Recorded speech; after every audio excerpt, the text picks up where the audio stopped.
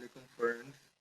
Welcome to 14th lecture of C++ programming course. Friends, 13th lecture में हमने while loop के बारे में स्टडी किया था। while loop का जो स्ट्रक्चर है वो ये सामने स्क्रीन पर डिस्प्ले हो रहा है और इसके बाद हमने while loop के बारे में एक प्रोग्राम जो है वो डेव C++ में कोड किया था, जिसमें हमने फर्स्ट जो 1000 इंटीजर्स हैं इनको ऐड किया और इनका जो रिजल्ट है वो हमने काउट के जरिए डिस्प्ले कराया था। फ्रेंड्स, आज का लेक्चर हमारा ओवरफ्लो कंडीशन के बारे में है कि प्रोग्रामिंग में सम टाइम एक ऐसी कंडीशन आ जाती है जिसको ओवरफ्लो कहते हैं। ये क्या होती है? If the sum of numbers being stored in integers variable becomes larger than the limit of integer variable. Integer limit is 4 byte. Then what would happen?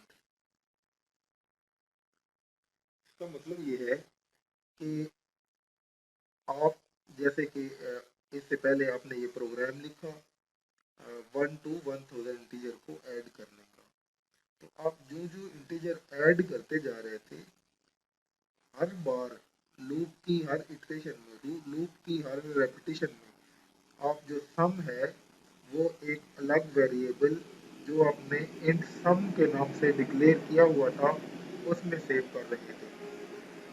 अभी जो इंट सम वेरिएबल है इसकी लिमिट डेफिनेटली इंट की limit 4 bite होती है और 4 bite का मतलब ये है कि 2 रेज पावर 16 ये जितना बनता है उतने साइज का नंबर जो है वो हम इंट वेरिएबल में सेव कर सकते हैं। ये लाखों में गलत बनता है।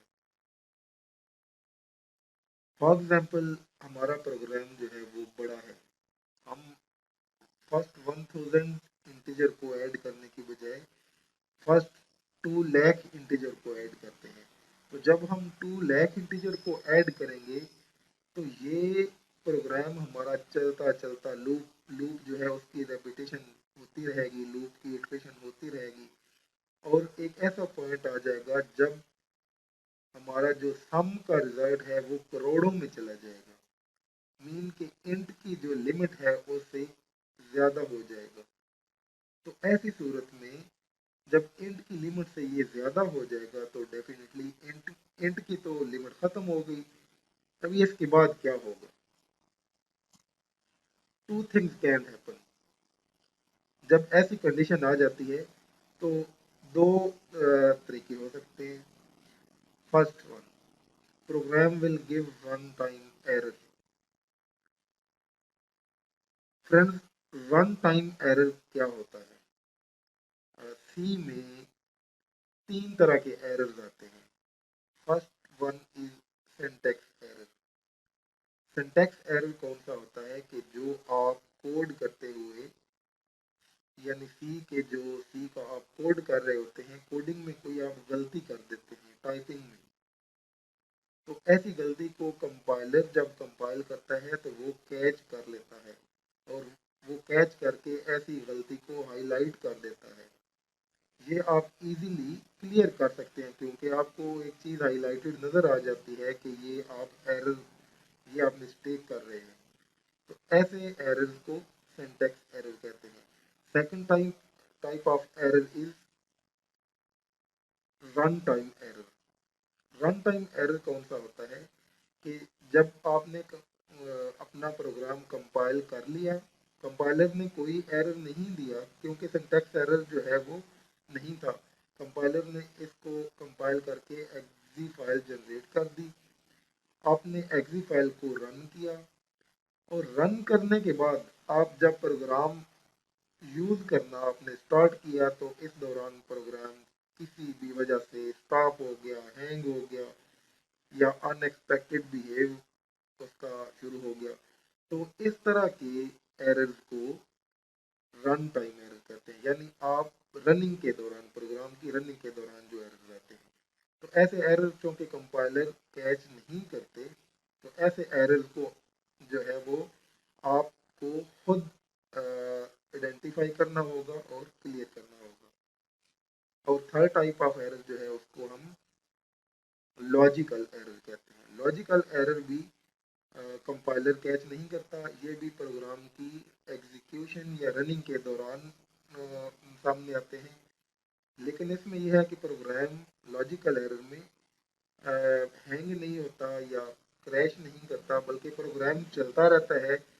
सिर्फ इशू ये होता है कि आपको जो रिजल्ट चाहिए वो रिजल्ट सामने नहीं आता, बल्कि रॉन्ग रॉन्ग कैलकुलेशन सामने आती है। फॉर एग्जांपल आप 1 to 10 डिजिट जो है ये ऐड करते हैं और आप एक्सपेक्ट कर रहे होते हैं कि ये फॉर एग्जांपल ये 80 आना चाहिए, लेकिन आज प्रोग्राम आपको 70 शो करता है। तो ऐसे एरर को लॉजिकल एरर कहते हैं। ये आपके कोड में कोई एरर होता है, ये आपको खुद आइडेंटिफाई कर क्लियर करना पड़ता है। तो ये 3 तरह के एरर सी में जो है वो आते हैं। ये भी अच्छा हो गया कि इस लेक्चर के दौरान ये 3 तरह के एरर जो कि बहुत इम्पोर्टेंट टॉपिक है ये यहाँ पे क्लियर हो गए। नेक्स्ट हम मूव करेंगे तो इन तीनों एरर्स को हम अपने प्रोग्राम में देखेंगे, ये एरर्स आएंगे और इनको हम क्लियर करेंगे। तो ओवरफ्लो कंडीशन में हम नेक्स्ट मूव करते हैं कि ओवरफ्लो कंडीशन की आपको समझ आ गई थी। तो जब ऐसी कंडीशन हो तो या तो ये होता है कि रन टाइम एरर आ जाता है। सेकंड ये है कि number is stored in integer variable according to its capacity and extra bits would be wasted and final result would be incorrect. ठीक है, तो सेकंड ये कंडीशन है कि जितनी कैपेसिटी है इंटीजर वेरिएबल की उतना डेटा तो उसमें आप सेव करें और जो उससे ज़्यादा होगा उसको ज़ाया कर दें। ठीक है, तो ऐसी सूरत में ऑब्वियसली जो रिजल्ट है वो इनकरेक्ट होगा हमारा। This is called overflow condition. ठीक है, तो इसको हम ओवरफ्लो कंडीशन कहते हैं। ये जस्ट लाइक कैसे है कि जैसे आपके पास एक जग है और उस जग की कैपेसिटी है 1 लीटर और आपके पास पानी है 1.5 लीटर 1.5 लीटर। अभी जब आप 1.5 लीटर पानी जग में जो है वो डालना शुरू करेंगे तो डेफिनेटली जग की कैपेसिटी 1 लीटर है, तो 1 लीटर तो उसमें आ जाएगा। तो उससे ज़्यादा अगर आप पानी डालेंगे तो वो पानी गिरना शुरू हो जाएगा। ठीक है, तो एंड पे ये होगा कि आपको 1.5 लीटर पानी नहीं मिलेगा बल्कि 1 लीटर मिलेगा, जो कि सी की सूरत में ये इनकरेक्ट है। ठीक है, तो ऐसी कंडीशन को ओवरफ्लो कंडीशन कहते हैं। फ्रेंड्स, जो हमारा सेकंड सेशन है जैसा कि आप जानते हैं वो प्रैक्टिकल का होता है। तो हम अपने सेकंड सेशन की जानब चलते हैं, जो कि डेव सीपीपी में हम जाकर एक प्रोग्राम लिखते हैं। हम डेव सीपीपी को ओपन करते हैं और इसमें हम उसी प्रोग्राम को ओपन करते हैं जिसमें हमने 1 से लेकर 1000 तक जो इंटीजर्स हैं उनको ऐड करके उनका रिजल्ट जो है वो शो कराया था। ये हमारा dev C plus plus open हो चुका है। इसमें हम जो हमारा सम का प्रोग्राम था जो हमने लिखा था सम, ये सम का प्रोग्राम है। इसको मैं सेलेक्ट करके ओपन करता हूँ तो ये प्रोग्राम ओपन हो जाता है। ठीक है, तो इसमें जस्ट हम जो सम का ये गलत वो नहीं है,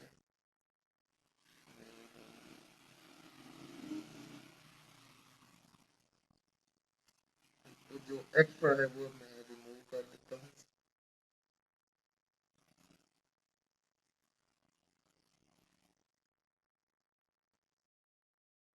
ये प्रोग्राम वो नहीं है, इसमें थोड़ी सी मॉडिफिकेशन है, इसको मैं सेम एज इट वाज कर देता हूँ।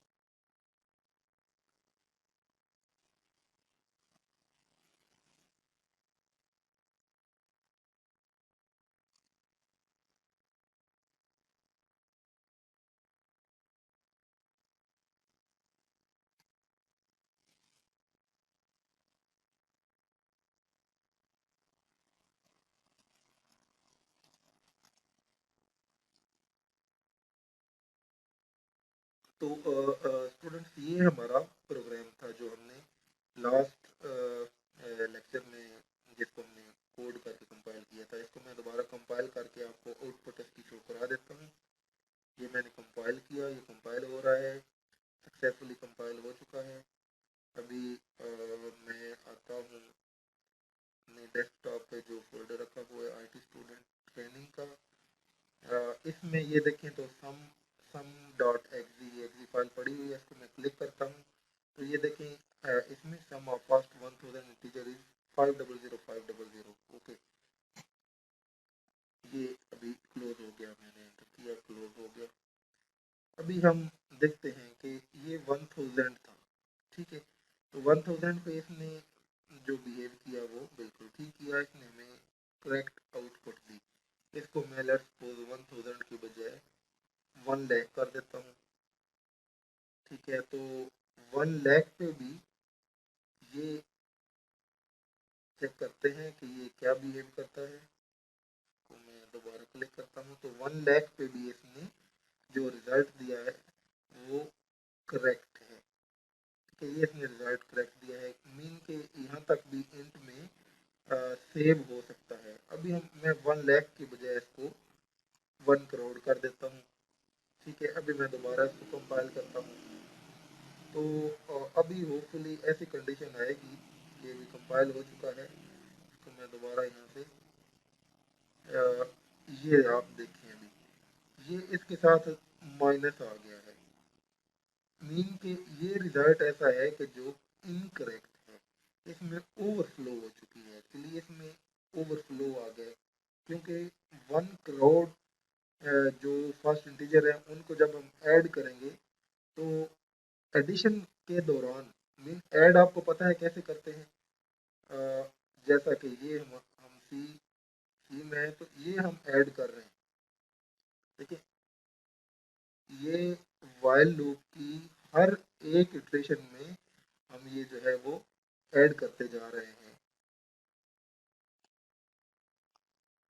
प्रीवियस सम को प्लस नंबर को, प्रीवियस सम प्लस नंबर, और फिर सम में वो डालते जा रहे हैं।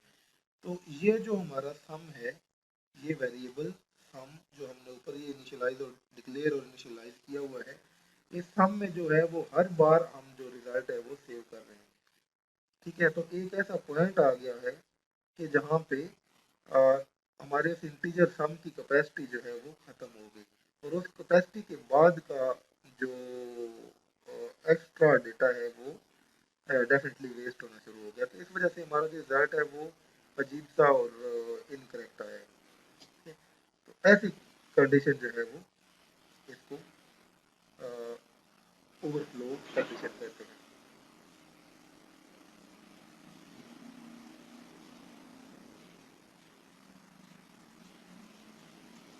तो ये फ्रेंड्स ओवरफ्लो कंडीशन थी जिसके बारे में हमने स्टडी किया।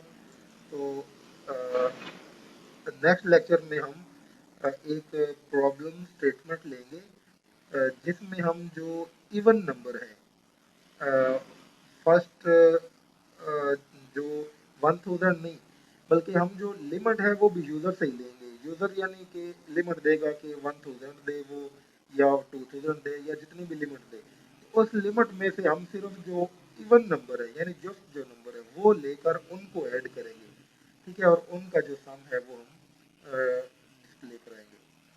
ओके स्टूडेंट्स, नेक्स्ट लेक्चर तक के लिए